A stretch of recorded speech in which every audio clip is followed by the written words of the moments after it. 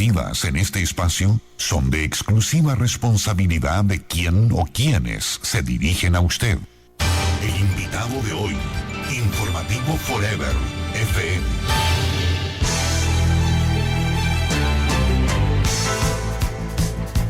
8 de la mañana con 10 minutos, 8 horas 10 minutos después de la cadena ordenada por la SECON con la intervención de algunos asambleístas y la presidenta de la Asamblea Nacional. Vamos al diálogo con nuestro invitado esta mañana, el abogado Henry Cucalón, asambleísta del Partido Social Cristiano y Madera de Guerrero, para hablar respecto al proyecto de ley orgánica de ordenamiento territorial y gestión del suelo. Buen día, abogado Cucalón. Gracias por estar aquí en Forever. Quisiera consultarle en principio, ¿de qué manera esta ley orgánica de ordenamiento territorial y gestión del suelo que analiza la Asamblea viabiliza un proyecto político para crear una estructura de suprapoderes para controlar y sancionar a los gobiernos autónomos descentralizados? Y me refiero justamente a lo que conlleva el proyecto de ley, que es la creación de una junta y una superintendencia reguladora del territorio y el suelo, de acuerdo a los artículos 53 y 55 que contiene. Muy buenos días, gracias por la oportunidad, un saludo cariñoso para todos los oyentes de Radio Forever. El anteproyecto de ordenamiento territorial y uso del suelo, ni siquiera es proyecto de ley. Recordemos que a finales de marzo una consultoría española le entregó a la Comisión de Gobiernos Autónomos, de la cual soy parte, este documento que aclaro a la ciudadanía y a mis mandantes, no nos hemos reunido ni una sola vez a tratarlo. Por eso preciso que nadie está analizando ese documento. Documento que es público, la ciudadanía lo conoce, voy a dar mi criterio y estamos a la espera de que el gobierno nacional presente el proyecto definitivo.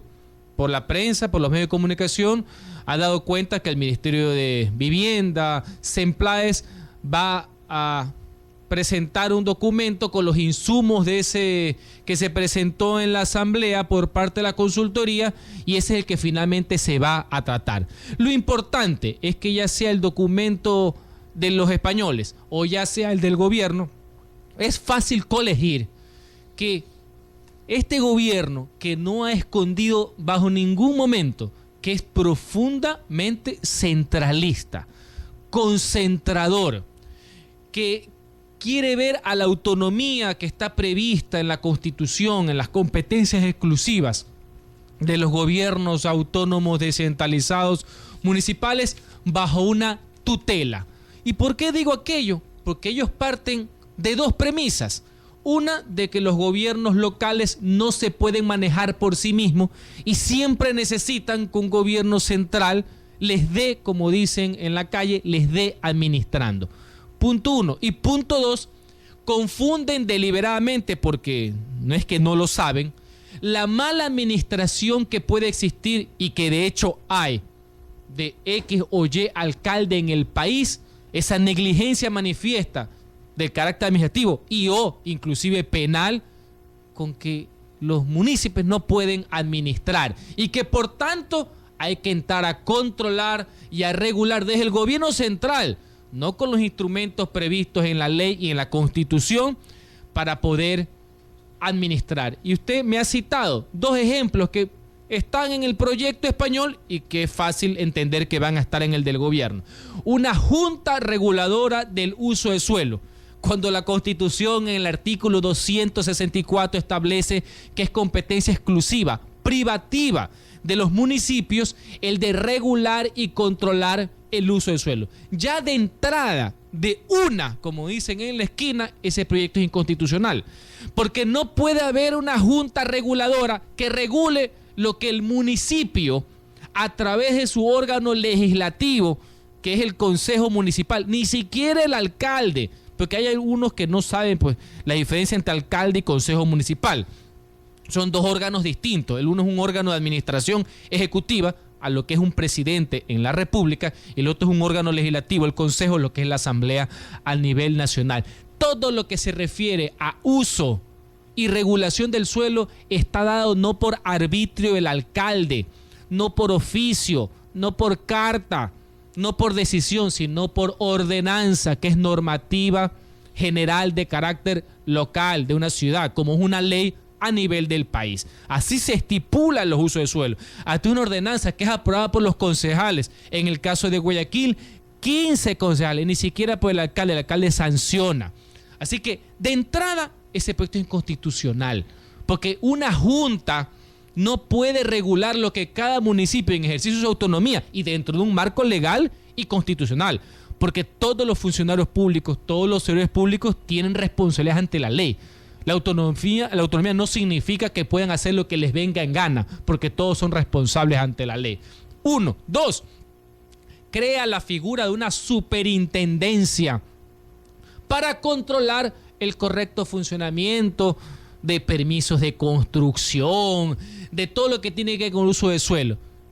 Pongámosle el nombre correcto, es superintendencia para controlar a las administraciones municipales.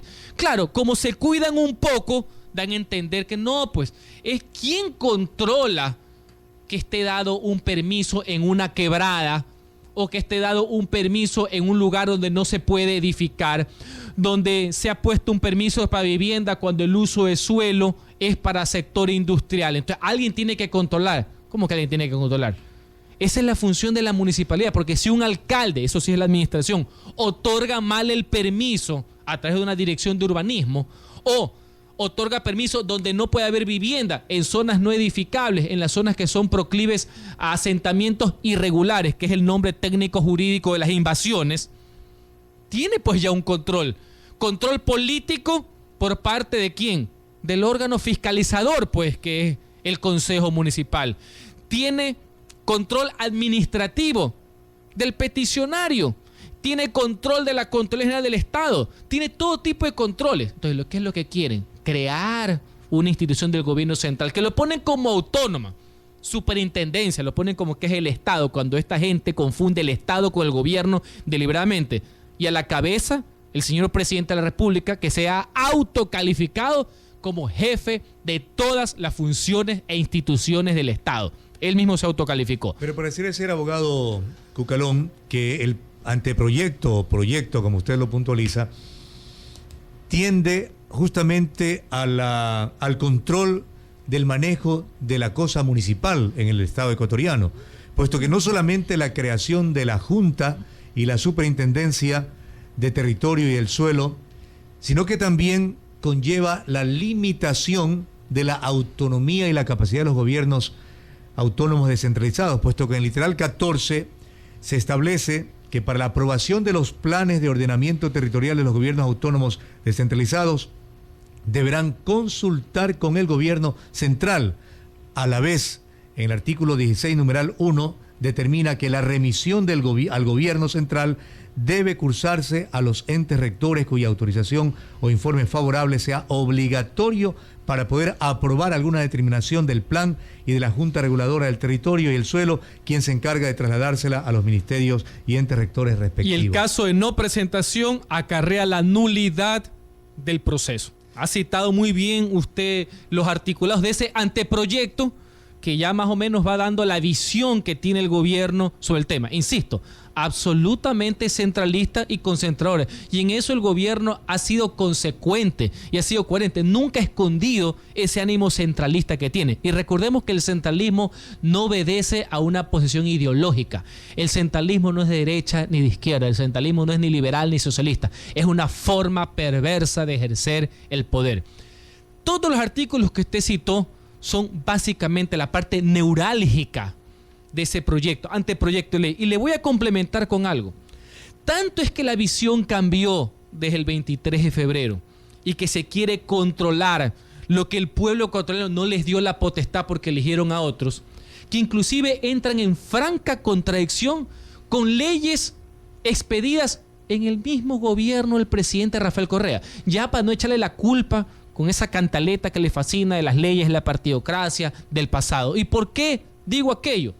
El Código de Finanzas Públicas, aprobado en el año 2010, la joya de Semplades, la ley más importante de planificación que emitió este gobierno, año 2010, prevé un procedimiento expedito de conformidad con la Constitución para que los gobiernos municipales, en ejercicio de su autonomía, puedan expedir sus planes de desarrollo y sus planes de ordenamiento territorial. Y en esas leyes hechas por este gobierno y por su mayoría oficialista, se estipula cuál es el procedimiento, inclusive con participación del pueblo, de lo que se denomina la participación ciudadana, a través de asambleas populares ciudadanas. Crea la conformación de un consejo de planificación local que está integrado por autoridades municipales, autoridades del régimen dependiente, diversas instituciones del sector público de un cantón y por representantes de la sociedad civil, que es el Consejo de Planificación Local, quien tiene que dar su visto bueno a los planes de desarrollo y a los planes de ordenamiento territorial, es decir, saber qué zonas de la ciudad son industriales, residenciales, comerciales, cuáles son de expansión urbana. Y también aprobación definitiva de la gran asamblea de una ciudad. Todos esos mecanismos creados en esa ley del año 2010, creadas en este gobierno, que han sido escrupulosamente respetadas por la Municipalidad de Guayaquil, de la cual yo doy fe porque fui su secretario general, todas esas normas pasan a ser derogadas en ese anteproyecto. O sea, aquí ya entra la contradicción hasta con lo que ellos han expedido, porque ahora quieren que órganos ajenos a la administración municipal, entidades del gobierno central, dictaminen, den visto bueno, den su opinión, sobre pretexto de nulidad de los procesos de ordenamiento territorial. ¿Qué es lo que yo he dicho también? Porque me ha gustado siempre ser proactivo. Y mis colegas legisladores de la Asamblea, inclusive el oficialismo, los que están en la mesa, me conocen. Yo sí creo dable que haya reformas al COTAD o inclusive una ley de ordenamiento que defina parámetros generales que ayuden a los municipios, que ayuden a los consejos municipales, que ayuden a los alcaldes, a los concejales, estas normas, insisto, generales, para poder determinar cuándo un municipio puede expedir ordenanzas de uso de suelo y ordenamiento territorial de forma general, pero eso debe estar en la ley, no con resoluciones, con dedicatoria que establezca una junta gubernamental, sino en la ley. Por supuesto que hay que mejorar. Yo sí soy, insisto, positivo en ese tipo de temas. Es más, los municipios se lo agradecerán. Que a través de la ley se definan parámetros, que se definan políticas, que se definan directrices, como le estoy poniendo el ejemplo de lo que era la ley de finanzas públicas, que tuvo una gran ayuda. Fue una manera homogénea donde se indicaba a todas las instituciones del sector público, municipios también, cómo se tenían que aprobar, por ejemplo, sus presupuestos, cuáles eran las fechas, cuáles eran los cronogramas, cómo eran los procedimientos para aprobar los presupuestos. Pero eso no significa que el Ministerio de Finanzas, por ejemplo, termine aprobándole el presupuesto a un municipio. ¿Sí me explico? Así que yo sí soy proclive a que exista un ordenamiento jurídico, ya sea vía reforma al COTAD, que el COTAD es Código Orgánico de Organización Territorial, ¿eh? Tiene que ver con el tema, sino que ahora lo quieren bypassear con otra ley. Y más que bypassear, parecería ser que va un poco en contradicción con lo que determina ese código. Código que también fue aprobado en este gobierno, en el año 2010. Pero en función de lo que usted puntualiza, abogado Henry Cucalón, que se contrapone, por ejemplo, a lo establecido por las EMPLADES, va más allá de eso. Porque ya lo dijo en su primera intervención, es inconstitucional justamente por eso. Pero ¿en qué medida también, aparte de intervenir a los gobiernos locales, se busca a través de este proyecto o anteproyecto de ley una nueva categoría para promover el extractivismo, teniendo en cuenta que en los recursos naturales el gobierno actual pretende manejar la economía del país? Va en esa línea y va también en algo que es la uniformidad de criterios. Ellos quieren un solo modelo y que inclusive los municipios lo acojan. Cuando la Constitución de la República y el COTAD, que es la norma que rige a los gobiernos autónomos, le da la facultad que cada gobierno autónomo escoja su modelo de administración, siempre en conformidad con la ley. Pero, ¿cuál es su modelo de administración? El que el pueblo ecuatoriano, el que el pueblo en cada localidad ha votado, pues. El que ha escogido por parte del alcalde, del prefecto y de algún momento del gobernador regional, que antes estaban muy apurados en el año 2008, ahora se han olvidado, ahora también quieren prórroga de plazo también en ese tema. Ya se dieron cuenta que como no lo pueden manejar, ya también hay que prorrogarlo, porque ustedes tengan la plena seguridad de que si vieran que pueden ganar en 2 años las gobernaciones regionales, pues no hubiera prórroga de plazo, y ese es uno de los motivos de enmienda, valga la aclaración, porque así todo esto aquí es proselitista, todo esto es de cálculo, todo esto es electoral. La institucionalidad del país, bien gracias, queda supeditada a si nos conviene o no nos conviene. Entonces, en ese sentido, el espíritu de la norma, la política que tiene el gobierno nacional es la uniformidad de criterios, que todos los gobiernos, no importa sus niveles, estén a expensas de lo que el gran hermano, el que todo tutela, el que todo vigila, el que todo supervisa, el que todo controla, vaya a hacer. Y ojo, este afán controlador, concentrador, no es aislado. Usted lo ve en toda la legislación. Es el mismo que quiere meterle la mano a los fondos previsionales complementarios, cerrados, privados.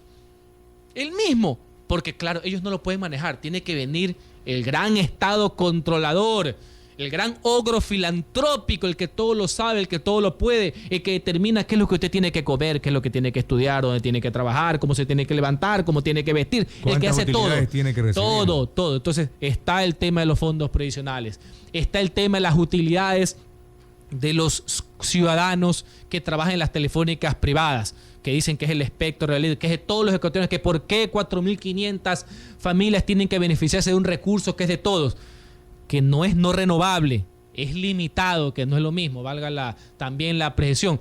Yo me hago una reflexión, ¿no?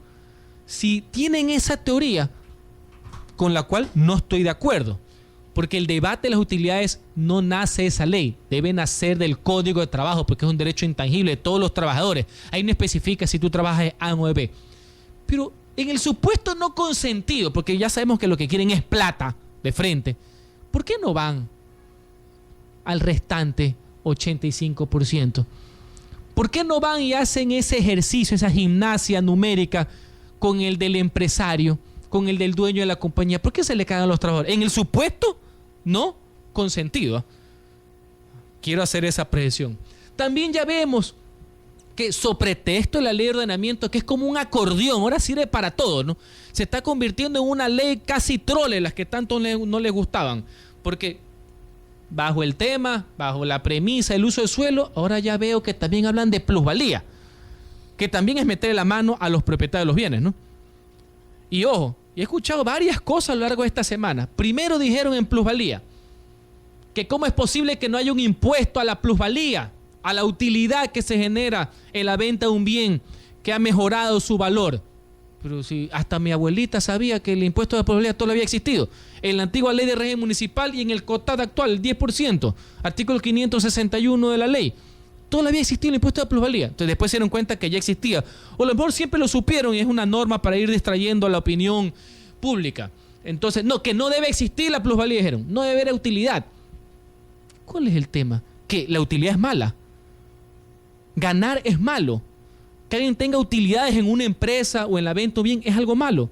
Es un ilícito. No, no es ningún ilícito, no es nada malo.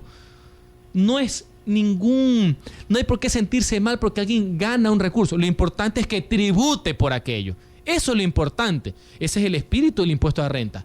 Que el empresario, el hombre de negocios o la persona gane recursos y sobre eso tenga que tributar al Estado, porque los impuestos son una herramienta definitivamente de desarrollo. Después consideraron que no se podía eliminar, dijeron, no, entonces deben compartirlo, porque solo lo reciben los gobiernos municipales.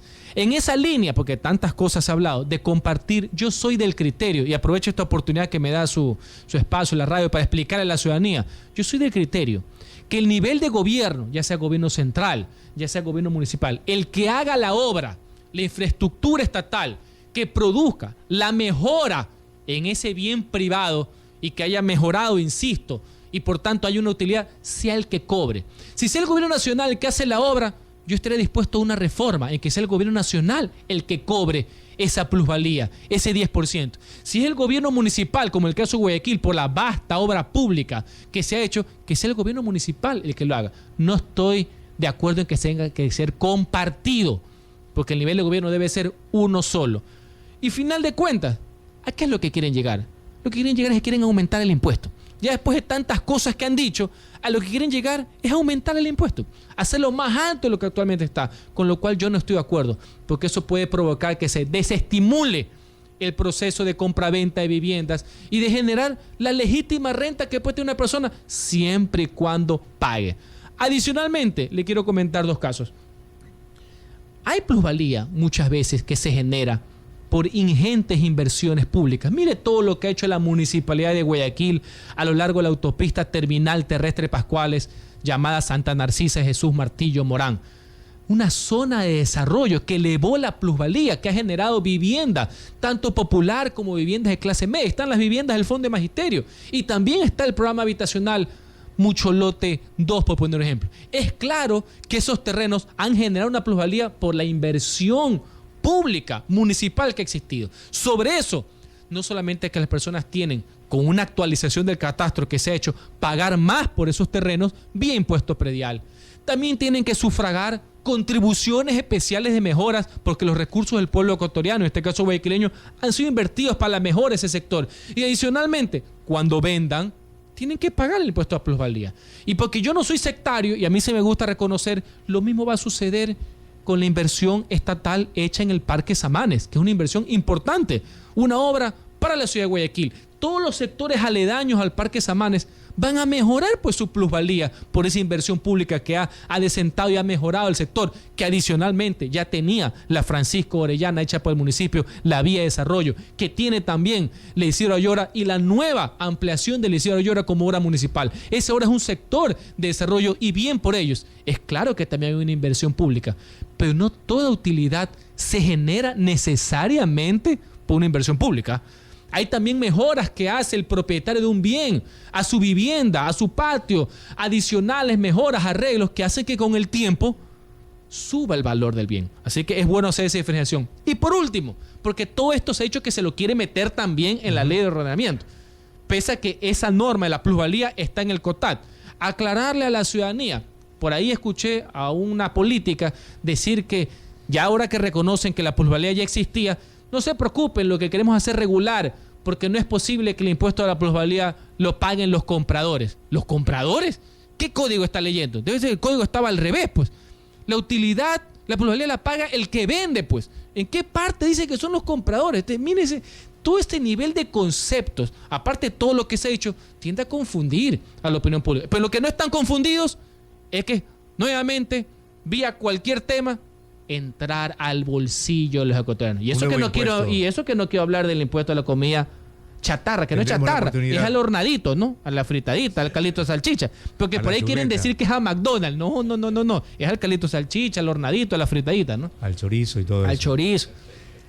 Tendremos oportunidad de hablarlo en otra oportunidad, abogado Cucalón. Pero, de acuerdo al razonamiento que usted plantea, ¿qué hay que hacer con este anteproyecto de ley?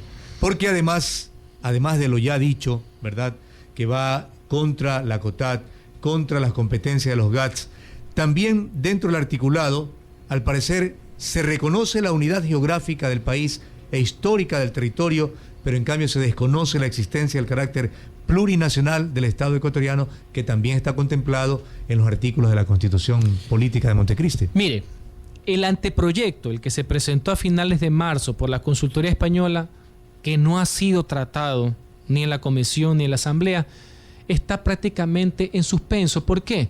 Porque el gobierno nacional ha anunciado que en los próximos días, estos próximos días se han ido alargando, pues desde abril están diciendo lo mismo, van a presentar un proyecto definitivo donde se va a articular ese que está ahí, que hemos conversado, que usted está citando con mucha propiedad, con la visión también del gobierno. Esperemos a ver en los próximos días el documento definitivo para tener las premisas y los parámetros correctos, porque ahorita estamos hablando en generalidad de un proyecto que ya no va a ser tramitado. Lo que sí es claro es que en cualquiera de los dos el gobierno quiere tener a los municipios supeditados. Y como quieren aparecer como políticamente correctos, lo quieren decir que es para ayudar, ¿no? No quieren decir que es que quieren es controlarlos, porque en este país lo único que no está bajo el control del Estado ecuatoriano, del gobierno nacional, de la mal llamada Revolución Ciudadana, son ciertos gobiernos municipales. Ojo con el tema. Y esto no puede servir de pretexto, insisto, de que malas administraciones municipales, que las hay, y que deben ser castigadas, tanto por el pueblo, vía revocatorias de mandato, tanto por control político, sus respectivos consejos municipales, tanto por la Contraloría General del Estado, por mala utilización de recursos públicos, por no cumplimiento de sus propios planes de desarrollo, porque ya hay los niveles de control. El hecho de que el gobierno ya no quiere entregar, y está en su perfecto derecho, recursos para competencias que no eran del gobierno, a través de los municipios, porque hay municipios que ni siquiera tienen catastro. Y como no tienen catastro, no tienen cómo cobrar el impuesto predial, que es parte neurálgica, así como el uso de suelo, de la administración de un municipio. Eso no tiene que ser, insisto, cortapisa alguna para entrar a controlar lo que la Constitución no les da. Y tanto que es así, que yo me hago la pregunta, si tan fácil fuera el análisis y si tan convencidos están en eso y si creen que el pueblo ecuatoriano los respalda, ahora que están parchando toda la Constitución y que sobre pretexto de la reelección presidencial indefinida e ilimitada han metido enmiendas hasta por las tranqueras, hasta por la ventolera, cuando el tema de fondo es eso, ¿por qué no le consultan pues al pueblo ecuatoriano? Si quieren que el uso de suelo lo maneje el gobierno y no los municipios. Porque si ya los municipios no manejan su uso de suelo, ¿para qué mismo sirven los municipios? Para eso pon un gerente de ciudad, como es el modelo que les encanta el venezolano, donde tienen pues un alcalde puesto por el gobierno que administra el distrito metropolitano de Caracas. Ese es el modelo que les gusta. Vamos a ver si que el pueblo se lo permite. Hablando de ordenamiento territorial, usted estuvo en una reunión convocada por el prefecto del Guayas, Jimmy Jairala, para analizar justamente los conflictos limítrofes internos que tiene la provincia del Guayas. ¿Cuál es su concepto respecto al tema, una vez que el fundamento para esa reunión también fue prolongar en el tiempo, ¿verdad?, esa fecha dada 15 de abril de 2015 para solucionar definitivamente los conflictos internos en el país? Gracias por la oportunidad de poder responder esa inquietud, que ha habido algunas tergiversaciones, por así decir. El señor prefecto de la provincia invitó a los asambleístas de la provincia del Guayas a una reunión de trabajo para informar el estado en que se encontraban la problemática limítrofe de la provincia del Guayas. Yo acudí, me pareció que era lodable. Yo ejerzo una representación a Guayas temporalmente y también como ciudadano guayasense y me interesaba conocer el tema. Así que como ejercicio me pareció dable. Acudí. Escuché la intervención del asesor de la prefectura con respecto a los temas que están pendientes. Me informé que eran 14. Fue una muy buena explicación. Creo que la razón, no solamente de justicia, sino en derecho, le asiste a nuestra provincia. Así que de ese sentido fue muy importante poder conocer de primera mano y recibir los documentos que sustentan esas afirmaciones. Porque, insisto, uno no tenía por qué conocer el detalle del tema. Me pareció, insisto, un muy buen ejercicio. 2. En ese momento el señor prefecto y los asambleístas que estaban presentes fuimos informados que cerca de 43,000 ciudadanos, conciudadanos ecuatorianos, no les llegan los servicios y obras justamente por este tipo de malentendidos territoriales y no saben si pertenecen a una localidad y por otra. Y ese sí es motivo de mi preocupación cardinal, que haya ecuatorianos que no puedan recibir las obras que el Estado, no importa el nivel de gobierno, tiene la obligación de proveer, y que inclusive había cierto tipo de disputas cuando entraba maquinaria del gobierno provincial a tratar de ayudar, cuando tiene que haber una coordinación. Lo importante es que la obra llegue al ciudadano. Yo estoy convencido, el ciudadano de pie, el que lucha día a día por llevar el alimento a su casa para sus hijos, lo que le interesa es que el Estado somos todos, el Estado no solamente el presidente de la República, le ayude, le facilite y que le mejore su nivel de vida. También se dijo que había el tema estudiar la posibilidad de prolongar, porque no se decidió nada, quiero aclarar, prolongar el plazo de la ley. Hay una ley de fijación de límites que aprobó la Asamblea en abril del año pasado y se impuso un plazo de 2 años, que fue un plazo perentorio, les quiero decir. No es que lo pusieron por poner. Muchas de estas divergencias tienen hasta décadas. Entonces lo que quiso hacer la Asamblea y el presidente de la República fue poner un plazo para forzar, en el buen sentido de la palabra, jurídicamente hablando, a que se llegue a un arreglo. Y dispuso 2 grandes vías. La de la solución amistosa, que era la mediación y el acuerdo a lo que pasado ya más de un año y pico no se ha llegado en muchos de los casos, y ojalá que ahora se lo pueda hacer, y lo que le denominan la resolución institucional, que consiste en un arbitraje cuando las dos partes se someten a la decisión jurídica de un tercero llamado árbitro, y la consulta popular para que la misma ciudadanía defina el tema. En todos los escenarios, tanto el de la solución amistosa, arbitraje o consulta popular, el resultado de la misma debía ser enviado al presidente para que el presidente haga un proyecto de ley que sea aprobado por la Asamblea. ¿Y por qué? Porque, estimados oyentes, el presidente de la República, no Rafael Correa, el presidente de la República en general es el único que tiene iniciativa jurídica en temas de límites, al igual que en temas tributarios. Por eso yo les dije al señor prefecto y a los demás legisladores, está muy bonito la reunión, veo que todo el mundo aquí quiere reformar de todo. Le dije, señor, el único que puede solicitar la reforma y que tiene iniciativa jurídica es el presidente, no los asambleístas. Así que vayámonos ubicando, porque había mucho bla bla bla en ese sentido, mucha buena intención. Inclusive los oficialistas se los dije. Ustedes están convencidos que el presidente de la República, no el bloque, porque ellos tienen al bloque pues pegado en la frente. No, el presidente de la República es el que tiene que poner su firma en una reforma. Así que ojo que hay que analizar bien este tema. Y en tercer posición, le pregunté al señor prefecto que qué gestiones venía realizando o cuáles iba a realizar en futuro para conversar, ya que él es el hombre del diálogo. Ese es su estilo, de conversar y conversar con el resto de prefectos de la provincia para tratar de llegar o a un arreglo o tomar la decisión de ir a una consulta popular. Él tomó nota del particular y dijo que lo iba a hacer, bien si fuera del caso. Después me di cuenta que con esa mayoría se quedó y se resolvió, uno, en conformar una comisión que analice el tema. La comisión era el prefecto, el gobernador de verbo tan florido y la señora vicepresidenta de la Asamblea. Cuando más claro es que digan, pregúntenle al bloque, pues, ¿no? Porque ya vieron lo que sucedió días después. Yo no sé en qué iba a ser esa comisión, que es claro que no ha sesionado ni una sola vez, porque ya sabemos que todo está supeditado al bloque, no a la Constitución, no a la ley, no a la razón, no a la justicia, sino al bloque. A esa palabra hay que incorporarla en la reforma también constitucional.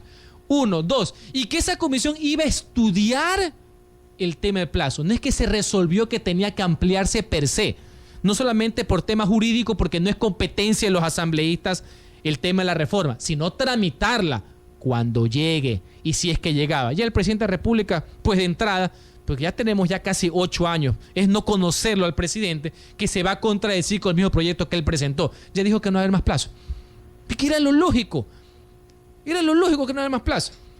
Entonces, ojo, ojalá, ayer veo que se ha reunido con el prefecto de Bolívar, ojalá que llegue a feliz término, ojalá que haya ese proceso de negociación para que en el menor tiempo posible se pueda llegar a estas soluciones, que al final de cuentas es lo que le interesa a la gente, y que esos ciudadanos que están ahí, esos casi 50,000 personas, les llegue la atención del gobierno, del nivel de gobierno que le corresponda. Ojalá que sea Guayas, por tradición, por historia, por justicia, por ley, pero que les llegue. Y al final de cuentas eso es lo que le interesa al pueblo. Abogado Cucalón, gracias por estar aquí a usted en Radio Forever hablando de estos temas importantes para el conocimiento de nuestros oyentes. Son las 8:43. Hablamos con el abogado Henry Cucalón, asambleísta del Movimiento Madera Guerrero y el Partido Social Cristiano. Ya retornamos.